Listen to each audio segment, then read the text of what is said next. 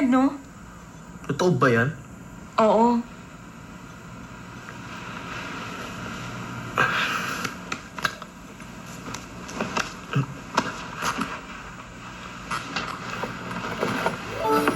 Sandali lang.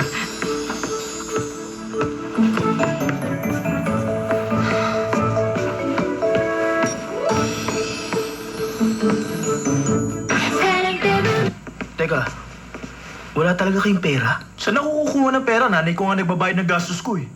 Ako rin. Hindi na pwedeng mabawasan ang savings ko. Paano? Anong gagawin natin?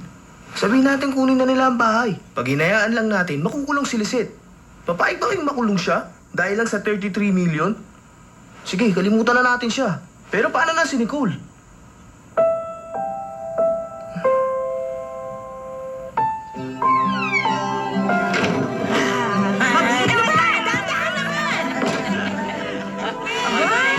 Maganda yan ah!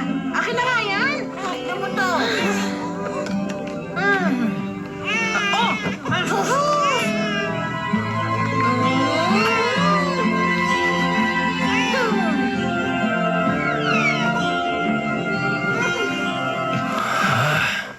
Hindi maaari ito. Mamumroblema na naman tayo sa kanya. Ganun talaga, anak natin siya. Hindi natin pwedeng hayaan lumaki sa kulungan si Nicole. 33 million. 33 million divided by 3. 33 million divided by 3. 33 million. Magkano ba yun? 11 million. 11? Oo, tama. Alam ko, akala mo sa akin, tanga. Tig 11 million tayo. Okay na yun?